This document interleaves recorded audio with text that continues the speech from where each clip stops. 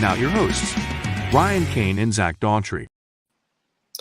Good evening, barbecue family, and welcome to another episode of Midwest Backyard Matters. Remember, if you are out on the driveway, in the backyard, or out on the KCBS Backyard competition trail, always remember that backyard matters. I am one of your co-hosts, Zach Daughtry, and as usual, I am joined by the man, the myth, the legend, Mr. Ryan Kane. Ryan, what's going on tonight, bud?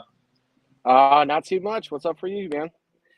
Nothing. We were going to go do that non-sanctioned Boonville competition, but our kid came home. He got sick during the night on, I guess it'd be going into Thursday. And as usual, like an idiot, I thought I could get away with it, not catch it.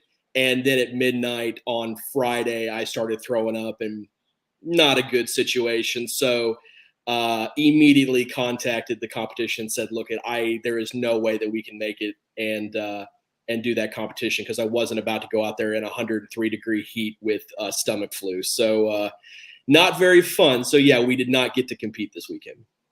Yeah, I don't blame you. I wouldn't want to sit out there under a tent in that kind of conditions, feeling like hell. Oh, it's fine. It was going to be out there on a parking lot. It was a smaller competition, and it was going to be right there in downtown Boonville. Really was looking forward to it. Had been practicing for it, and just came up and got me. And so, yeah, unfortunately, we're not able to do it. So, yeah, that was our weekend. How about yourself? Not too bad. I worked up at the barbecue store yesterday. We worked with DeWitt, and we had a good time. We cooked up a brisket and made some tacos. Yeah. And then today it was just kind of prepping for the contest next weekend. Trimmed a brisket, got my injections done, got the sauces done. So, yep, getting ready for the next one. You still doing Snake River Farms, or have you even dipped into Marble Ridge, or you just still sticking with the tried and true SRF? That first one I cooked was a Marble Ridge that they gave me, that the barbecue store gave me, because we had it in the deep freeze, and so I got to do that one for free. But since then I've been doing the Snake Rivers. I like them. I'm just cooking the 18-pound blacks, and that seems to be, I think I'm getting plenty out of it. So yeah, you can't go away from the tried and the true. Snake River Farms seem to be consistently so good. The marbling is always so great. The thickness is always there. Yeah, we're not doing pros right now, but yeah, if we were going to do pro, I would definitely be running an SRF black. Those things are money. Yeah, I've got all the scraps cooling down in the freezer right now. I'm going to grind that up into burger as soon as we get done here. And then the point on that thing was absolutely massive. I was kind of got a little bit of an itch to take it with me this weekend, but I'm not going to do that. I'm just going to stick with just running slices.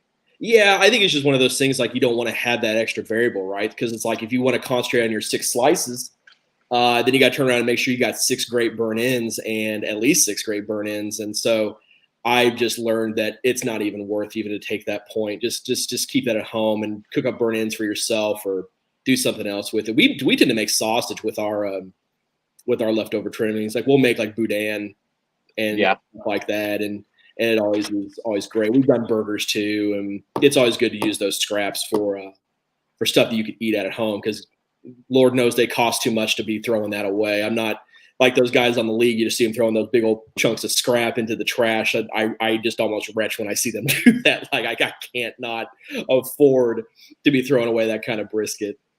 Yeah, the first 2 of them that we did, we even rendered down the fat and made tallow out of it. I'm like, I can't. Oh, that's so good. At this point, I have quart jars in the fridge with that stuff. I'm like, I don't need any more of that right now. But yeah, any of the meat, I definitely tried to save as much of it as I could. So no, that tallow we've used. Katie can tell you, we'll fry fries in it. We've put it in our wrap. We've done a whole bunch of that. That tallow is so good if you want to save that stuff. Of course, we just save that fat also for the boudin. Got a good little ratio going with that. But no, there's so many things you can do with the scraps of those Snake River Farm briskets. For sure. Do you ever use any of your pork scraps too? We'll do sausage with those. Sometimes if we have a brisket or some beef that we want to mix, not Wagyu, we'll do kind of like what they call them, the Boston burgers, where they'll be like half beef and half pork, and we'll make burgers. We'll make burgers with those sometimes. Really, we don't do too much with the pork scraps other than make sausage, or we'll make those burger blends. when we have that. Like I said, it's been a long time since I've trimmed up a pork, but lately it's just been ribs, and I do typically throw those away. There's just nothing you can really do with them. I guess I could throw them on for some riblets or something, but I don't even mess with them. Yeah, for sure. That'd be the one that I was like, if you can, I mean, if you're making a big thing of beans, you could probably smoke up those end bits and just kind of throw them in there. But yeah, that's the one that I don't even think twice. I toss that extra stuff in the trash. I was going to do the beans. I guess they were kind of having like an ancillary. I was going to do the beans, and I was going to try to find a point that we had in the freezer down here, and I was going to try to smoke it up real quick and kind of use the drippings to kind of mix in to my beans, and obviously didn't get to do that. So there it sits still in my freezer, but I'm sure I'll find some kind of usage for it here coming up soon. Yeah. Well, cool. Let's get into it. Yeah, so this weekend there was only one KCBS Backyard competition, and it was the Heritage Days Barbecue Showdown in Belvedere, Illinois. Looked like a good contest. In first place, we had Smoke, Fire, and Brew. Second, our good friends Furlong Smoke and Seafood. Scott with Stone Cold Grillers in third. Smoky GQ in fourth. Tori and Paula with T-Daddies in fifth. Our buddy Weeze and Weeze's Groovin' in number 6. Good Grief Barbecue 7. Corson Q in 8. Schmack Q in 9. And rounding out the top 10 was Ugly Baby Barbecue. Yeah, it looked like Joey and Drew really put together a good cook, and like shout out to all those guys who heard their name called this weekend. But yeah, no, like I said, I saw that. I think Joey and Drew they were first in chicken, third in ribs. I may have that backwards, but I know that they definitely put together a really, really good cook this weekend. Yeah, it looked like a good time. I know Weeze had called me. I didn't have a chance to answer his call when he was so I got to talk to him about the recap for the weekend, but I mean, he ended up, I think, second in ribs, which I think should help his team of the year points. Yeah, he always puts together, it seems like, a very consistent rib cook. It seems like he is always in the mix in every competition he's in, because not that he's not a bad chicken cook, but he always seems to put together a good rib cook, and it always keeps him fighting for reserve or for overall grand champion at every contest he's in, because he is an outstanding rib cook. Absolutely. So I think we've got some other news from an unsanctioned this weekend, don't we? Yes, so we do. So the competition that I was going to go cook at and didn't, it was the Heritage Days. It's a non-sanctioned competition. I think it's the first year for it. It was held in downtown Boonville, Missouri.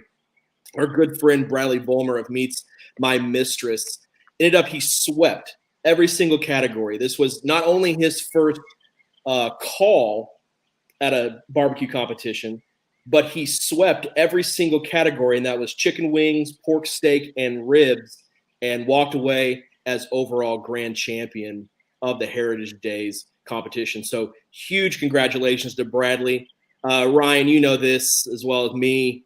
You hear your name called that first time, he was cooked anyway. This guy's been a big supporter of what we're doing here, and a big follower of the show and the Facebook page. And he's really been working, man. He's been working his butt off to get better. And it really showed this past weekend. I don't care if it's a non-sanctioned or the Jack. If you put in that work, you are tickled pink to hear your name called. And like I said, and then this guy, he got first in every single category and was overall grand. So huge congratulations from us to Bradley. Awesome job, man. Keep it up. And I know that you're going to keep doing good in comp barbecue. Absolutely. Congrats, bud. So let's bring on our guest for this evening. Our guest is Alan Larrimore of Wrecking Crew BBQ out of Staples, Minnesota. Alan, how are you tonight, man? Good. How are you guys doing? We're doing well, man. Yeah, I like your shirt. Thanks. It's a little gift I received in the mail a few weeks back. Yeah. Yeah. So how you guys been? Good, man. Good. Been doing good. Like I said, we competed last week and then didn't get to do it this weekend. I kind of am itching to get back out there, but don't think we have any coming up here anytime soon. So just concentrating on the show and keep this movement going that we've got. I hear you. Yeah. Let's see here. Whoop. Hold on, guys. I got a little technical difficulties here. No worries. I can go ahead and kick us off. So you want to go ahead and tell us a little bit about yourself, Alan? I mean, you and I have met a few times, and we've cooked against each other, but let all the people know who you are. Yeah. So I'm Alan, Wrecking Crew BBQ. This is our second year. it's my wife and I and our 2 kids, Molly and Miles. So they are the Wrecking Crew. They were dubbed the Wrecking Crew by my brother.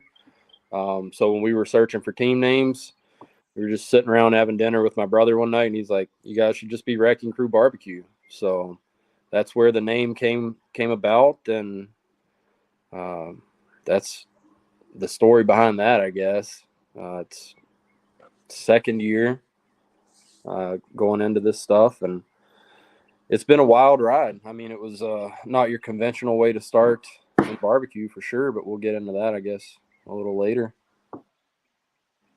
Very cool. So you cook primarily up in Minnesota. I know you've traveled down here once or twice. What was kind of one of the longest drives that you had to do so far? So far, it was Kansas City. So it was doing the American Royal Backyard. That was our longest. And then we followed that up with Altoona, Iowa, just a few weeks after that. And I guess this year, I mean, Alabama, that's going to be our longest drive. So we've cooked. How long of a trip is that for you? It's about, I think it's 1,240 or 50 miles. But round trip? One way. Oh, God. Yeah. Yeah. But I'm excited, man. I mean, I told the wife, I said, you never know when you're going to get that chance to go again. So I'd like to think that, I'd qualify it for it multiple times. But it looks like a really cool venue. My family from the Carolinas, they're going to come over. And then I have a friend that I was in the military with, and he lives just a couple hours away. So him and his family, we haven't seen each other since I left Florida. They're going to come hang out. They've already got their hotel rooms reserved. So I'm looking forward to that one. Yeah, that should be a ton of fun. We are definitely, I'm just about positive. I can't put any kind of stamp on it, guarantee, but we're just about positive that I'm going to try to go down and do a broadcast from Worlds. I think it's just too cool of a venue to not go down. There's so many guys from the Midwest that have qualified this year. We want to go down and support those and absolutely KCBS Backyard in general, but definitely try to get some Midwest guys on the show. I'm going to try to get like a tent set up and hopefully, if not go down by myself, go down with somebody hopefully, and could stay down there for a few days. And like I said, do one show or maybe two. I don't know yet. We've talked about going down there and doing a show from there. Cause like I said, it's just such a huge venue. And then, like I said, so many Midwest guys have qualified. We want to help them all out and show those guys out. And, hopefully a guy from the Midwest can take home the grand champion this year. That'd be nice. Yeah. So the Mid-Atlantic guys aren't going to make it easy. No. Home field advantage right there. Oh yeah. Yeah. No, it's a cool one. It's gonna be a good one. So Alan, for those of you who don't know, you have one of the more unique and just really cool comp rigs in barbecue. Why don't you tell us a little bit about your trailer that you use at competition? Yeah, so I wish I could have stayed in there. Hopefully the kids stay downstairs and stay quiet here, but I was actually out there trying to get it ready for the 4th of July weekend. But it's a ice house for ice fishing. So it's got a hydraulic frame on it. It's 24 feet, and it has like the full RV setup. It's insulated. I can use it year round, even up here when it's 40 below out. But you just pull out on the lake, pull a pin, press a button, it drops down to the ice, and you just start ice fishing. It's got a toy hauler door in the back, so I can load the smokers in easily. And a lot of times when we go out ice fishing, we're with a big group, so I like to bring my stuff with, and then I can practice, get some reps in, and then I don't have to eat it because I'm burnt out on comp style barbecue. I'm like most of us are, right? So, speaking of cookers, you are a little bit different from a lot of us. You use an outlaw smoker. Kind of tell us about that. Yeah. So when I first got started, I was looking at a couple gateway drums, and then I just remembered Stan Dobozinski. The president of KCBS there. He's not far from me. He's about a 40-minute drive. And Jay Craig had a few outlaw patios for sale up in Stan's shop there.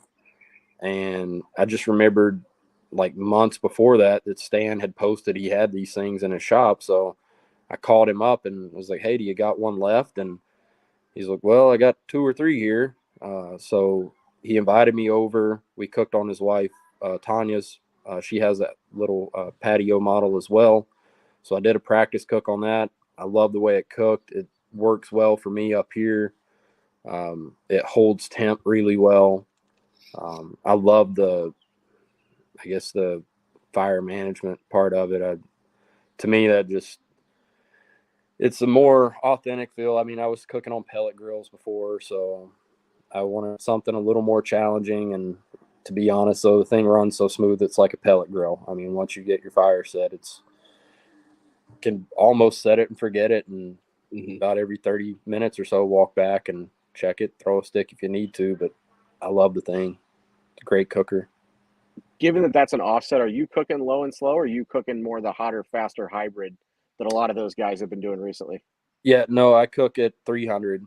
So everything is at 300 throughout the entire cook. So I haven't experimented with, starting anything super high, or I would like to get the microwave shelf for it that you've seen. You saw at Travis Duffy's class, he has the microwave shelf in his, and he starts it up high in that top corner. So I would like to get one and start experimenting with that a little bit. But for the most part, everything's run at 300. Yeah, I think it's a really good size, especially for cooking the 2 meat categories.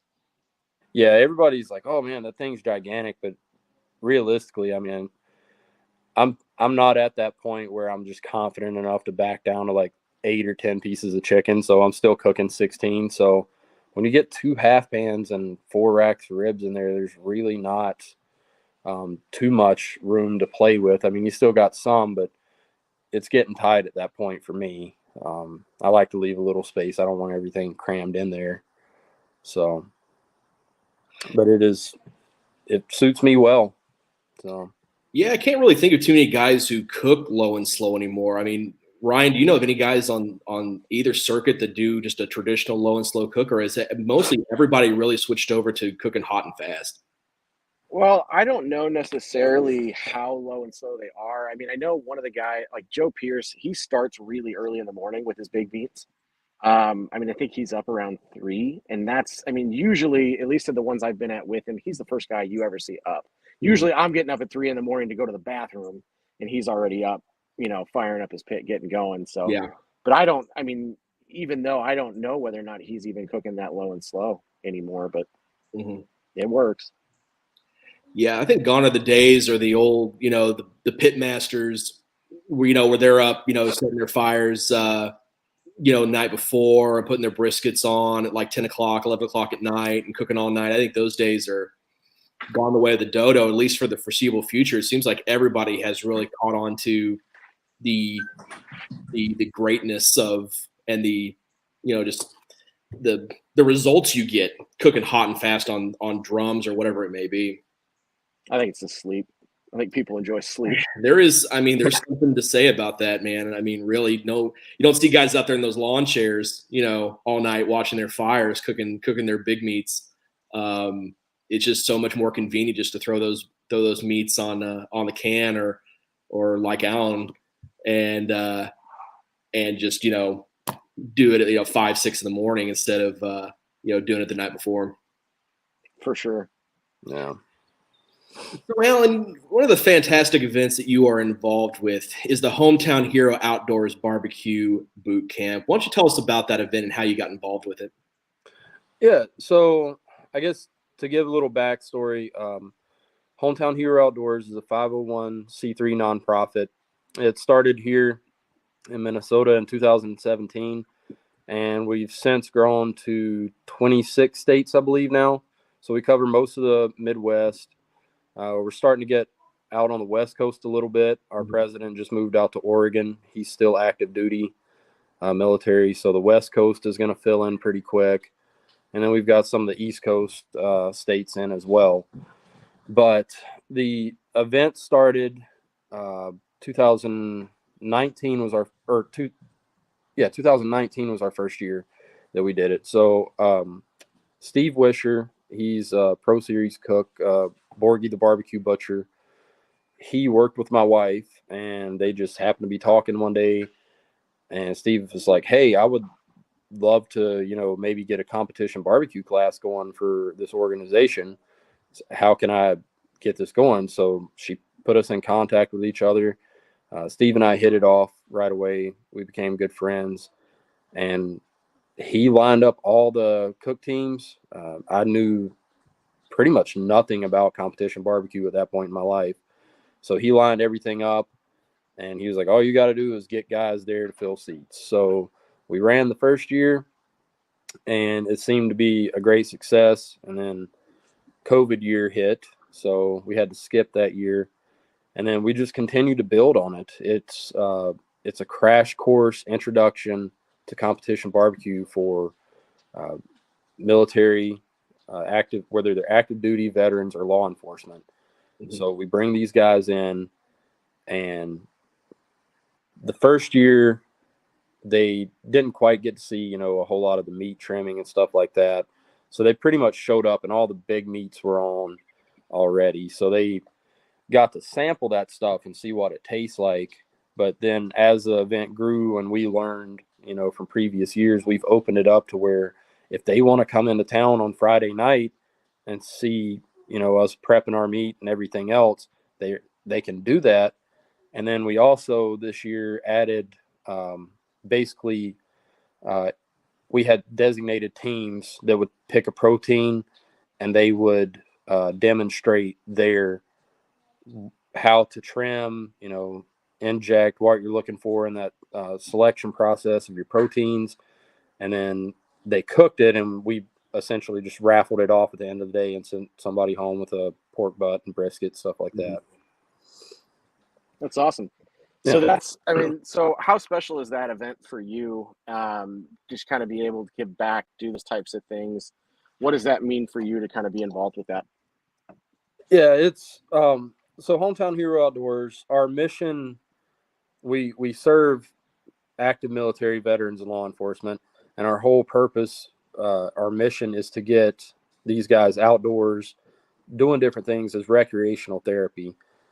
We all know how PTSD, it's a major factor, what the law enforcement community goes through on a day-to-day basis now in today's world. So we're looking to give back to those guys. For me, it's very satisfying. I've made tremendous amounts of friends. I've seen the work that the organization does and how we've changed lives with it. It's impacted my life, specifically this event. So in 2019, when we first held the event, it was in March that year. And then soon after, I discovered I had a pretty big issue with my left hip. So I was going to have surgery. But the pain that I went through with that while I was waiting, it was like an 8-month process before I could get my surgery. So I just lost my ability to really get outside and do the things I loved with hunting, fishing, stuff like that. So I was just in a pretty tough spot mentally, and I didn't have anything to lean back on, like as a vice, to go and do. So I just sat down and started watching videos. I was watching Malcolm Reed's, like back in the day when Malcolm was in his kitchen trimming chicken, right? So I was just watching hours of videos trying to learn about competition barbecue and what I could.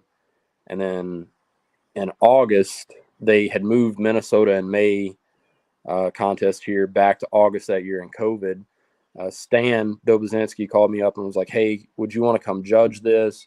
We're struggling to get, judges like most contests did that year. So I went down there, had never been to a contest. And when I left that day, I told a few of the guys, like, I'll be here and I will cook next year. And I basically made that my priority. And then just started buckling down and talking to some of the folks I'd met through the barbecue boot camp, and basically just like, hey, where would you point me to go, learn about this or this? And it's been an awesome experience to see how those guys that came and cooked that first year, it's everybody, it's, barbecue community. That's the lifestyle. You're going to open your arms up or your heart up and let people come into your trailer. And, if they're first time, you can bring them in, show them what to do, or, give them some pointers, stuff like that. And a lot of those guys did. And where I was at, just from a mental standpoint, it gave me someone to talk to, get my mind off of the struggles I was going through at that time. So that's my story with that, and it means a lot, man. That's awesome, dude. Yeah. No, that's an amazing thing, Alan. I think it's always important to keep perspective that, we do this as a hobby, right? Not very few of us in this game do this to make a living, and the pressures that come with putting food on the table, in the barbecue industry. Most of us do this as a hobby, and a lot of us do this as a hobby to get away from the stresses of real life, and to use barbecue to decompress, especially for guys who do so much for our community, for our nation. I think this is a great thing to get people involved in, and to use barbecue as more than just a cooking hobby. It's a way to help people to get through whatever kind of mental health struggles they're going through, or whatever it may be. So no, I think this is an amazing thing that you are involved in. Yeah, it's been really cool, man, to see. We've had a few folks that have came to the event, and I think we've had two backyard teams come out of this now. Myself would be the third. And then we've also had several judges. They would come to our event in April, and then they would take the KCBS judging class in Cambridge, Minnesota for Minnesota in May. Mm-hmm. So to see those guys, I mean, it's growing the sport too. So you're getting more people involved, and then they get out there and they see, the community that we have there with the barbecue world. And it's just another family. I mean, there were a few judges that came to our event that were bringing home the bacon this year. And I saw them out there, like talking with teams after the fact and, socializing. And that's important. Like, it just gives you a different avenue or different outlet of people to talk to. So it doesn't always have to be. I mean, there's been times like I'll call Drew and Joey up, or Andy from Sugar Shack. Like, I'll call them guys up on a day and just sit and BS. And it's, a lot of times we're just talking, but there's days where I just need somebody to talk to about something other than life. So it's Absolutely. it's always good to just joke around with them guys. And I think our crew up here in Minnesota, everybody, you guys know we like to party. So Can confirm. Can confirm. No, didn't know a whole lot about you Minnesota boys until I got involved in this, and man, no, you guys know how to do it upright. That's for sure. Yeah. So even yesterday, like I wasn't able to make it Belvedere, but 9:21, I was FaceTiming Drew and Joey, and I was like, "All right, guys, it's time to roll them here. We got to roll the dice and see what we're drinking this morning." Absolutely. So. Well, Alan, how can people get involved with this? Who would they need to contact in order to participate in this barbecue boot camp? So if you're looking, we're always looking for donations for product and stuff. This year, we sent all 55 of the folks that showed up with us went home with an awesome goodie bag of rubs and sauces. So if you would like to donate some rubs and sauces, or any product that you might have, you got something out there you're experimenting with, want to get it into people's hands, you could contact me directly. You could go on our Facebook. We're on all social media platforms. Our website, Hometown Hero Outdoors.org. And then also as well, if you're a veteran or law enforcement or active military, you can find us on Facebook. We have a group. It's a private group. It's called Hometown Hero Outdoors-Trips. It's a closed group just for our members. That's where we do all of our trip and events and announcements. There is a chapter in Missouri, so we do have some fishing and hunting trips going on down there. Maybe one day barbecue boot camp's going to pop up in the Missouri area. That would be awesome. I'd like to see it move into a few other states and help grow that sport and that community for those folks. Yeah, that'd be super cool. Yeah, no, like I said, let us know how we can continue to help you guys with that. I think it's like a fantastic initiative that you guys have taken on, and like I said, what a rewarding thing to to give back to those people who do so much for us. Yeah, absolutely. So and I just want to give a big thank you to all the cook teams that have been involved in it. I mean, you can go check out the Wrecking Crew BBQ Facebook page and scroll back there, look through our pictures. I've got all the team names listed on there. But this year we had, cooks that came from North and South Dakota and Minnesota that were here. And then we had members this year that traveled from both Dakotas. We had someone lined up from, I want to say Lee's Summit that was actually going to come up, but she was unable to make it. And then, we had pretty much the entire Midwest. We even had our president, Dan, he came in from Pennsylvania this year to be here for the event because it's grown. It's just blown up. And it's one of our, I guess, more premier events that we do here in Minnesota now. We got a lot of folks that request it every year and like, hey, when are you going to release this for us to come check it out? So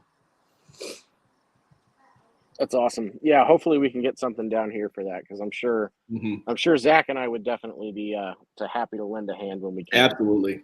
Yeah. So what is next for Wrecking Crew BBQ? Where are you cooking next? What's the rest of the season look like for you? So we're in Bancroft, Iowa, July 17th. We're going to be down in Bancroft, and then I think we have 6 other contests after that, mostly here in Minnesota. We do have Bringing Home the Bacon 2, which will be back out in West Salem in October. Can't remember that date offhand. Lori's going to be mad at me for not remembering that one, but I want to say it's the 14th. I can't remember. So I think it's mid-October. If I remember it's right. mid-October. I think it's got the so many week dates after down. Oklahoma. Yeah, so many dates in my head right now. So, so we got 6 or 7 more contests on the books right now, and then Alabama. There you go. Anything else you want to leave them with before we let you go, man? No, just keep up what you guys are doing, and if you're listening to the show and you're interested in Hometown Hero Outdoors, just give me a shout. Hit me up on my personal Facebook or wherever, or I can shoot Zach an email if you want to hit the show page up if you don't know me personally and need my information. But I'd love to see some of the guys from down in your neck of the woods make it up next year. We try our best. I mean, if you're coming from a ways away, like we try to have campers or something available if we can for at least a few folks that are traveling from a distance. So if you want to come up and check it out next year, hit me up and we'll make it happen. Absolutely. Sounds well, thanks good, so dude. much for coming on the show, Alan. We really do appreciate it. Thanks for having me, guys. Yeah, man. Good luck with the rest of the season, bud. We'll see you in Alabama. Yeah, take care. So that was Alan Larrimore of Wrecking Crew BBQ. And like I said, no, Ryan, I think that's such a cool thing and just a rewarding thing that he's involved with in that barbecue boot camp. Absolutely. Yeah, I mean, that's a really kind of unique thing. I mean, you've heard about different kind of organizations that help veterans, help first responders, things like that.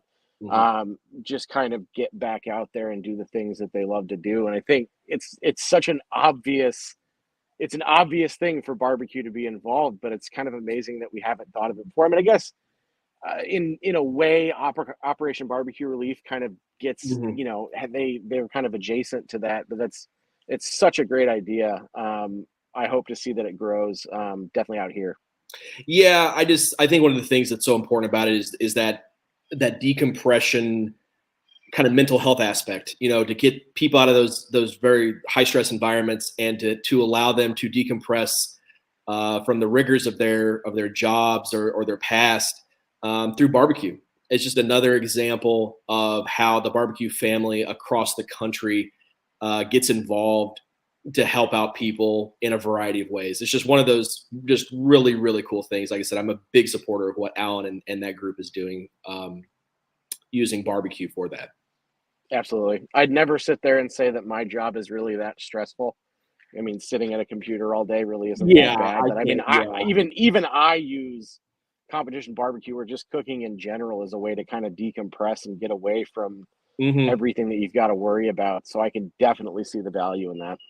Yeah, I'm the same way. I mean, I can say that I have some college students that make my eye twitch by some answers they give on exams that I administer and things like that. But no, I have, I've never served in the military. I've never been in law enforcement or anything like that. So I appreciate all those people out there who put their life on the line to keep our community safe and to serve our country. And like I said, it's just a really cool way to have barbecue helping those people in the ways that the Barbecue Bootcamp provides.